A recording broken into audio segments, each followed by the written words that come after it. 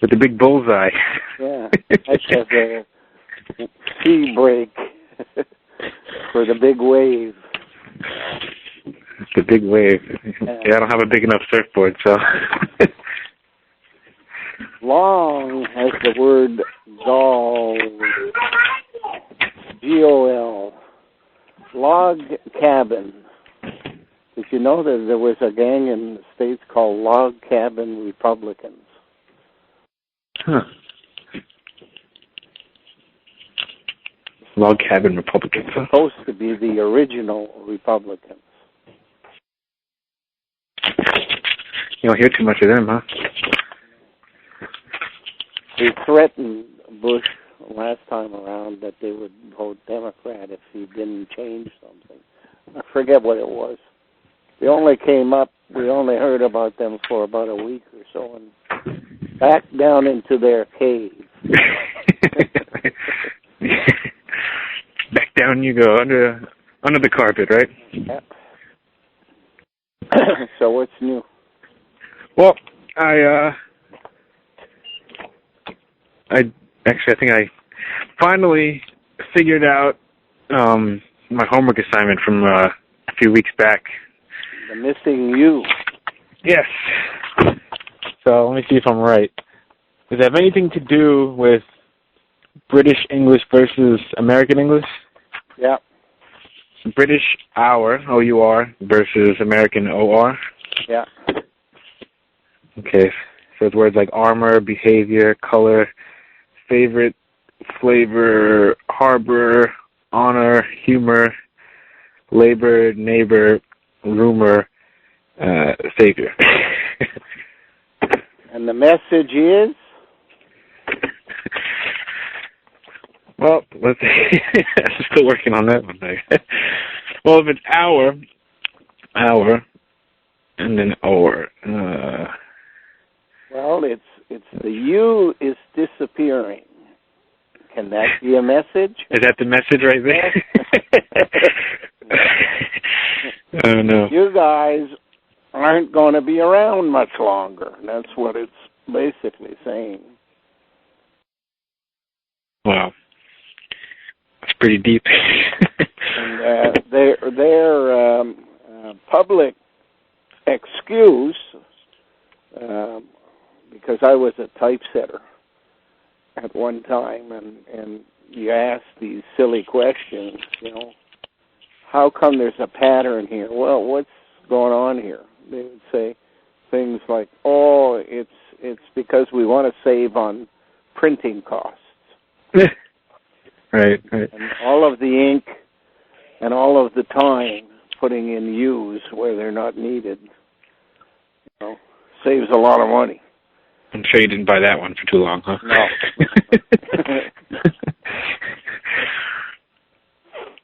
Well, yeah. So, yeah, it is very, because I guess most people, they wouldn't suspect it because they're so used to, you being written Y-O-U. So when they see you, they just, doesn't compute. Right. They're checking with their programming and nothing's coming back. Yeah.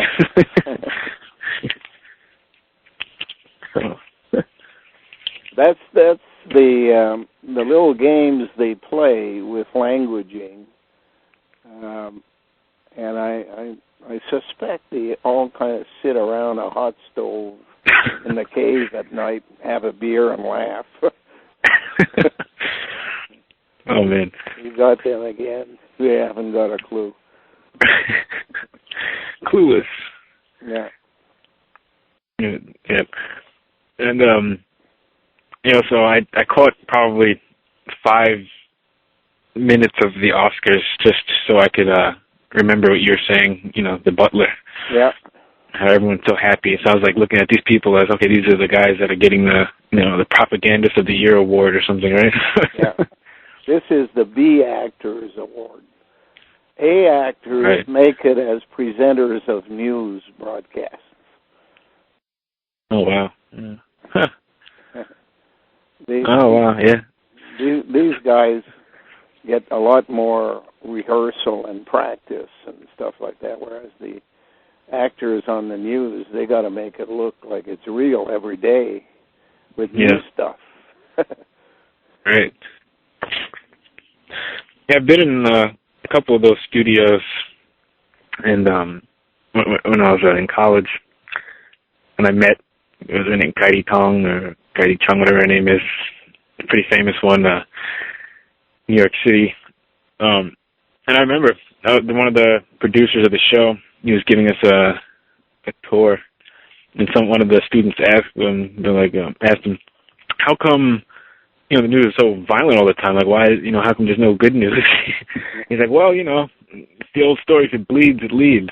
So if it's gory or if it's someone's getting shot or anything like that, it's going to make it over just, someone's kitten being saved. So their role is to create stress. Yep. And good news ain't stressful. Right. Yeah. They have a big advantage over you and me because they have pre-knowledge of what's going to happen in a lot of cases. Mm. If you manufacture serial killers from birth through genetic engineering and then trace them throughout their lives, waiting for the trigger to happen, you can be around and you can improve your ratings by carrying a story right into the depths of people's souls. That's basically what they do. There are some people in the media that know all of these people ahead of time. Why is it that the guy next door all of a sudden picks up a gun and goes to an Amish school and shoots 6 girls? And everybody says, I never would have believed it. He was such a nice man. It's because he's programmed. Most of that was done in Australia, of course, because it was a prison colony. Nobody asked questions if somebody died or disappeared or what have you. Well, not all Crocodile Dundee guys going on. Yeah, Papillon. Remember that movie, Papillon? Papillon? It was Steve McQueen. Steve McQueen's a good actor, but that's a little bit before my time. I remember Gone in 60 Seconds, though. But the original. But if you bring pre-identified prisoners, and you've got a cell block full of mass murderers, you can do a lot of DNA analysis and find the genes that they have in common. And then you start a testing program where you basically engineer the birth of half a dozen with the same genes, and you sit back and you watch. And then you find out, they all became mass murderers. Now you can start taking out a gene and doing the experiment again until you find out exactly which gene it was that made that happen. What was the trigger that unlocks the person's brain and makes it accept a message or want to act in a certain way? So now, would this be random, or would they get, the generic phone call or something, and then the programming kicks in? Like, how does that? Do you know? There are different triggers. Alcohol can be a trigger. But there can also be an oral trigger. That's amazing. As they did in Manchurian Candidate. Yeah. Yep. Remember that movie? That was before your time too. Right? Well, yeah, the original was. I saw the one with Denzel Washington. Is not as good. Frank Sinatra was the man. I mean, Sinatra. He was there for that purpose. He was well connected with the mafia as well. Yeah. There is, of course, a goddess in Norse mythology called Snotra. That's a little hint. So, do you get a question I would ask you is for a lot of the details of this, since you just can't go to your local, well, actually, maybe the way I'm going to phrase this question, go to a local library and find out the prehistory. Now, are you getting it from maybe decoding mythology? Is that one of the steps? What you have to do is, first of all, accept the fact there is a coded language in the world. Because if you don't believe that, then nothing else makes sense. The second thing you do is it helps if you know the background of the English language.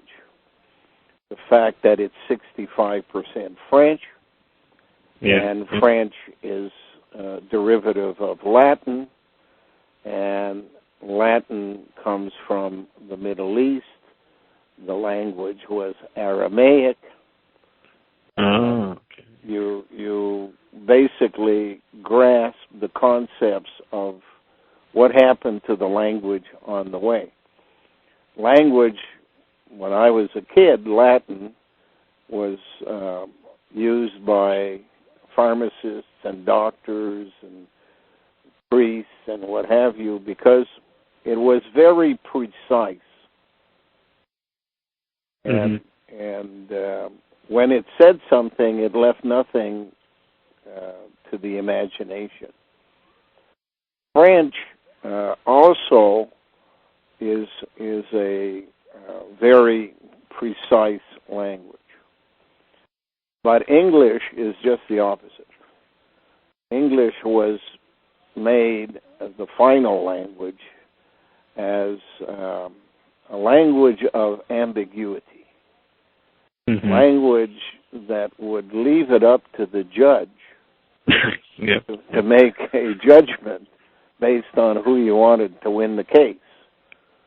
Two cases, same situation could be presented to the same judge at different times, and he would pick opposites. Yep. Not also the phrasing of the word. It can be the same word, but you know. That's why lawyers write contracts. Right. So they can have a field day with lawyers. That's why you need lawyers, right? Because people don't know what the words mean, and they could be in any text and any you need context. One basically to protect you from the other guy's lawyer. If there were no lawyers, you wouldn't need lawyers. Right. But the fact that there are lawyers means you got to have yours too, or you're in trouble. Yep. You better make sure he's a Mason, right? Well, I don't know if you've sat around courtrooms at all, but I've been involved in kind of serving as advisors to Native people and to single mothers, that type of thing, where they defend themselves and they need someone who has a little bit of background, and they would ask me to help them out. I spent 10 months in the courtroom at the Gustafson Lake standoff in British Columbia, where natives were accused of holding on to 2 acres of land that they claimed was Sundance land in the middle of a ranch of 360,000 acres that a farmer said he needed for his activities. Wow. And I watched both sides, natives and white people, address the jury in their testimony using coded language that any juror who was a Mason would know. You know, the mention of the architect of the universe. The grand architect, huh? The grand architect of the universe. That type of stuff goes on all the time in courtrooms. Oh, wow. And, it works. And those are the type of phrases they use, huh? Yeah. And how they put their hands down on tables and how many fingers are on the table and how many are off the table. You know, there's all kinds of little tricks they have. Huh. And of course, if people are Masons and they've sworn to protect their brothers, they have basically little choice but blind in favor of their brothers. What if they're both Masons, though? Well, that's the case with a lot of Indians and policemen. Policemen defend the interests of the government, but the native people that are in the establishment of the native community are also Masons. Right. And their job is usually outlined as making them look like victims on one hand, and then making them look like nasty people with guns and blockades and what have you on the other hand, and they play a role. Yeah. And they both gain from it. A lot of native communities, as you know, across the United States and Canada, are right at the border. They're messengers. The native people act as smugglers on the one hand, but their real role is messengers, especially for the Anglican Church. They carry parcels and instructions back and forth across the border. Because even though the public image is that the U.S. is the elephant and Canada is the mouse is in charge. Yeah. Number 2 is number 1, right? Yeah.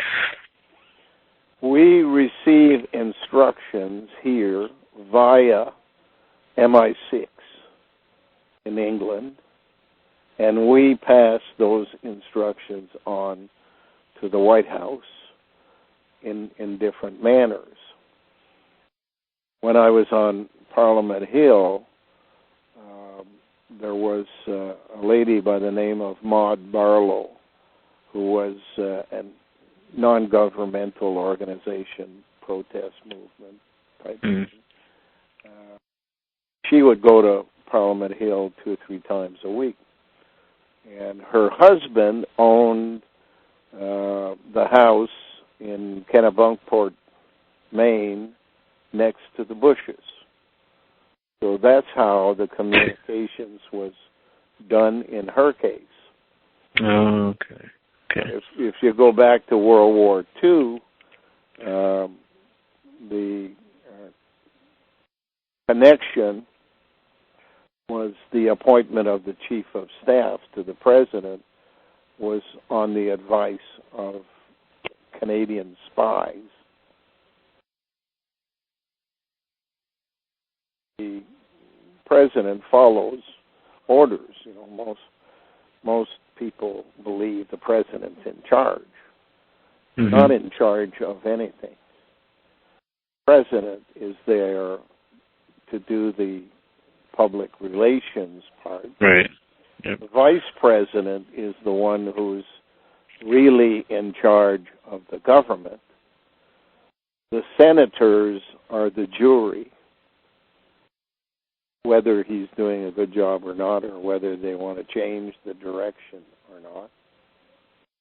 That's why they can impeach, move them. That's interesting, yeah. Like everyone just knew that, right? Yeah. Well, it's the funniest thing at elections. You know, you watch and they said they're going out to throw the bum out. But the next bum they get does exactly the same thing as the bum that was there before. I know. Unless nobody sees that though. So. Yeah. Unless he's got some very specific instructions that they want to introduce something different. But if you look at the way relationships with communist governments came about in the U.S., they never come into play by those people who seem to be supportive, like the Democrats. It's always a Republican who's not expected to do it because that's why he was elected by the majority of people with money in the U.S. And then he does it. Ha-ha. Yeah, that's again. Oh, man. Yeah. There are no secrets between communists and capitalists. They're on the same team. They're just the polarized ends of this argument that the media runs. Right. That's why they always have two people at the end of every speech or something, giving like the left or the right, yeah, giving you your opinions so you can tell everyone at work the next day what you thought. Yeah. You have a debate and you have a religious person on one side, and on the other side you have an evolutionist debate. And the moderator encourages the argument. He doesn't take sides. He encourages the argument. But nobody ever sits down there and says, now, wait a minute, you guys. You guys are talking about the same thing. There was a creation, and after that, it evolves. And every now and then, there's a cataclysmic change that occurs because somebody is playing with the information in the middle and makes that change occur. And they call that intelligent design, but in fact what it is genetic engineering. Yeah. Same story.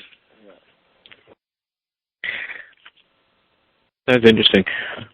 So, a guy like Obama coming in now, the history of never having any... to Ottawa this week. Right, yeah, I remember reading that. Because he had to be knighted in order to do his job.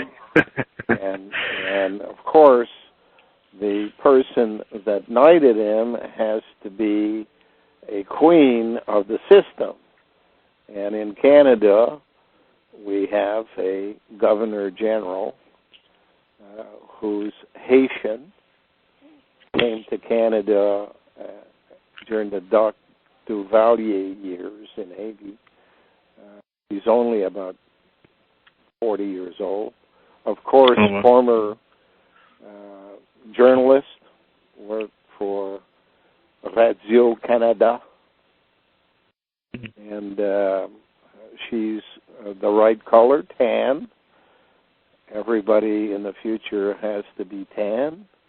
Afghanistan, Uzbekistan, Pakistan, and the slave has to be tan. Therefore, mulatto is in, white and black is out. Obama came and swore allegiance, and basically in the system that he's involved in, his allegiance would mean that he would have to swear that he would take his wife's words as counsel over that of anyone else. Oh, wow. She's one of these perfect spies. Yeah. A female on the outside, male on the inside, little piggy in the neck managing the operation, and she reports back to head office through her telephone. Her name is Michelle. Having the word hell in there indicates that she's high-ranking. Yes. And he was only here for the nighting, so it only took 3 hours or so. They made it out like it was a working dinner, working lunch. He's just getting knighted, that's all. Nothing to worry about. But that's why he's in office now, because he's mixed, right? It's because they're working their way up to having her in office. And in order to have the her in office, there's certain steps that have to be taken. The black origin has to be taken care of, and then the female can have the job when people believe that she's a female. They never would allow a woman to be in charge, but they allow a wee man to be in charge. Mm-hmm. When you remove the O and replace it with 2 E's, you are suggesting that that person is a male-female. Mm-hmm. And therefore, wee man is the same thing as what you have in French history. Louis, all the kings that were the Louis, mm-hmm. Oui in French means yes. Yes, man. Yes is a Y followed by ES. ES in French can be pronounced like an E and a C, EC, which means here. Here is the Y. Y is a 2 in 1. And that's the Medici in Italy led up to that. Med, EC. Middleman here. And then power passed on to France and the Louis, and they were inundated with arranged marriages, and the woman behind the scene was always sent in to promote what the system wanted. And Marie Antoinette, for example, comes in and confirms to the masses that kings don't belong there, that kings don't have the interest of the masses at heart. She was hated too, though, right? By a lot of people. She's like a partier or something, right? A party goer type of. Well, it's all of that frivolous stuff around monarchies that gets people goat when they're hungry. Yeah. And comments that they put in her mouth, let them eat cake. If they don't have any bread, let them eat cake. Help to get them knocked off. But that was all part of the plan to bring forward government by media, which is known as democracy. Dem is med backwards, media. M-E-D. An O can be an I. So demo is medi. The media is basically who's in charge. Yep. They extend beyond news, of course. Media is responsible for publications, for dictionaries, for encyclopedias, for which cases are reported in law, so that lawyers look at precedents. They don't see all the cases. What they see are the ones that the media has chosen as the precedents. See, that's one of the things that after speaking with you, that's what my focus now is just breaking. I think I wrote in the email, like just breaking that trance of always looking for some form of media to bring my information to me. You know, so I'm starting to just listen to myself now, but I'm able to decipher what's been drilled in me and what's I'm actually coming up with myself. That's good. I guess that's the difference between researching and searching, because now I'm taking it like, you know, I'm growing my hair. My hair's getting there, so it's coming a couple of years to get it. I don't know. I think I'm going to put some Miracle Grow in it to help it along. But I'm in my family. My father, his hair is down on his spine as well, and I started to tell him about some prehistory, and I was a little hesitant because he hasn't had the foundation of the researching that I have, but I've sent him stuff over the course of years that I've found interesting, and he's always been awake in that sense, just without as many details that I have. You know, like that's why I think I can understand a lot of this, because I grew up always questioning and always being perceptive that way, and not just looking but observing what's going on. Right. So so I was explaining it to him, and he was, he's taking it in, and I started sending him some articles, and I also have my sister. She's been taking it upon herself to read your articles. I printed out a bunch, and I just leave them on the coffee table, and she comes by, she reads some, and some days she doesn't, some days she does, but at least it's starting somewhere. Yeah. And you can't force it on people.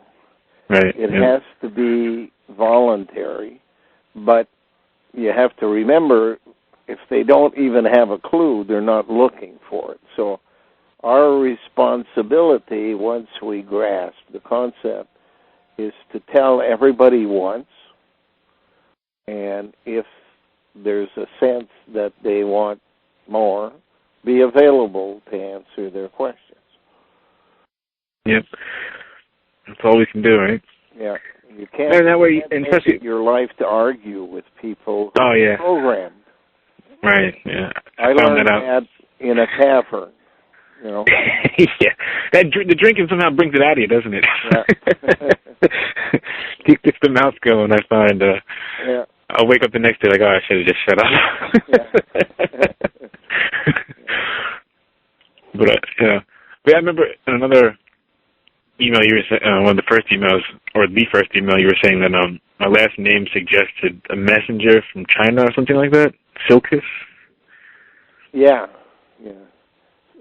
I forget exactly. You have basically a couple of things in there.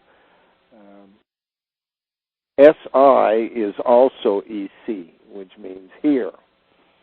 There is no L, so drop the L. Drop the L, yeah. Okay. KISS is a very interesting word, because it basically says the message, this messenger, the K is a letter for a messenger, is an insider. ISS is the same thing as ESS, princess, duchess. All of the ESSs are basically telling you it's somebody that's inside and connected through their personal contacts or personal position. within the bigger picture. But there's also a very famous painting called The Kiss.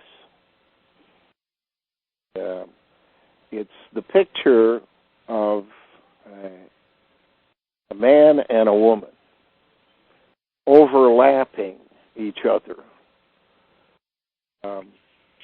The male is kind of leaning over to kiss the female on the cheek, but she's got her head kind of turned away in a manner that suggests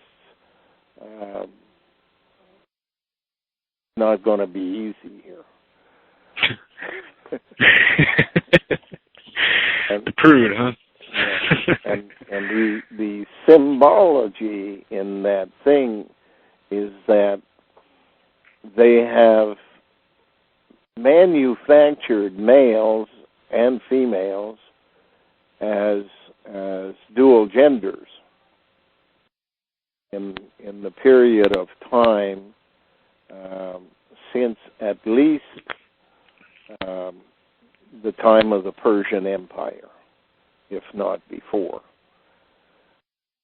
That within each female today lies a male, and the female is just a veneer on the outside. But there is also a suggestion that within each male there is a feminine side of things, and that's basically what the picture is all about. And it's the smirk on Mona Lisa. She is basically suggesting that she knows something that you don't know. And what she knows is that she's not really a woman, but she's pregnant, because the woman who posed for the painting, they all know who it is, and she was a neighbor and was pregnant at the time. But how she got pregnant is what you don't know. Artificial insemination is basically the answer to that. And the same thing kind of happens in the picture of the Last Supper. Mm-hmm. Da Vinci, when he paints, has Jesus and the person who obviously is female next to him joined at the hip. Yeah. And that's basically Mary Magdalene. But she wasn't there because it was only the male apostles who were there. Right. And probably Mary, and she's sitting at the table with a knife up to her throat. But the suggestion is there's a connection there between Mary Magdalene and Jesus. Now, the word Magdalene is what's important, because in French, de laine means of wool. And what was of wool was the Essenes. And you have ISS in your name, and I can be an E, so the connection is to the Essenes. The Essenes were forced to wear, they were a secret society, male and females, they were forced to wear woolen underwear, which they weren't allowed to take off for whatever reason. I'm sure you wouldn't want to be in the company of them today, because over time it wouldn't really smell very nice. But they were basically the genetic engineers and the people who wrote the Bible, both for the Jewish side, assembled the books there, and later for the Christians, because the Bible wasn't written until the second half of the 2nd century. Mm-hmm. Yep. And everything was assembled, they say, from remembered things. Well, right. You don't remember in a circle sending a message around 12 people in the same room on the same day. So memories are kind of something you can't really count on, and that's what they count on, is they can invent what they want. Yep. The suggestion through the coding of Mary Magdalene is that Mary Magdalene and Jesus are the same person, genetically speaking.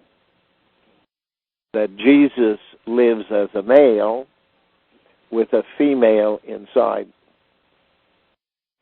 Whereas when he dies, his DNA is transferred back to Mary, and a new person is born, and that's Mary Magdalene. The confusion comes from people who read the Bible and misunderstand that Mary Magdalene, they start to believe, because of the wording, that Mary Magdalene was in fact there at the time Jesus was living. And if you study the language, if you get to read all of that information on Martha and Lazarus, who are supposed to be brothers and sisters of Mary, it's not that clear. The word used most often is a follower of Jesus. Right. Follower suggests two things. That she's there and she's following what he's doing, or she's inside him, and after he dies, she is born and follows. Right. And the second one is most likely because of the time frame they give you. They say that Jesus died on the cross and 3 days later was resurrected. Well, the word resurrect is the key. Ruse is the first four letters of resurrect. Mm-hmm. Yep. The scam here. And the time frame they give of Jesus' resurrection doesn't make sense. They say 3 days, but a day in Hebrew begins at the following sundown. Yeah, sundown. 6 o'clock. But Easter Sunday is only a day and a half. Sunday morning is only a day and a half. To make 3 days, you have to go to Monday afternoon. And therefore, the allegory and symbology that they're talking about is that the DNA was picked up from Jesus on the cross when the spear pierced his side, from the blood and probably bone marrow from the ribs. There came stem cells. There is in the week before the crucifixion, a visit by Nicodemus to Jesus, which could very well have served for getting sperm for the purpose of fertilization. And therefore, Jesus is born again on Sunday morning when his DNA and sperm is mixed. But the product is Mary Magdalene, as she is artificially inseminated and placed again in Mary, the mother. And in the end, she has children. And thus the story about Jesus having been married and having descendants is not quite what was the message passed on within secret societies. Any more than Mormons, Latter-day Saints, being accused of being a society where a male has many wives. That's not exactly what goes on. What goes on is a male who supervises a group of women who have together for the purpose of artificial insemination. Oh, okay. And you said, don't they have the other half of the stone you're looking for over there? Yeah. Right. The Mormon side, see, they kind of split up between the LDS, which are the illusion makers, just like LSD. LSD. And the Mormons are the basic Roma. They have a laboratory underground, big computers, and they manage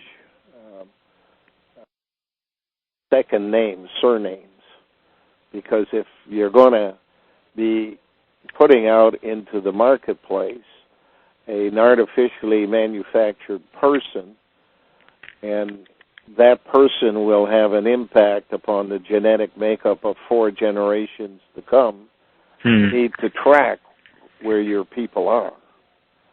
And if they've been manufactured, they can be accessed through their trigger mechanism.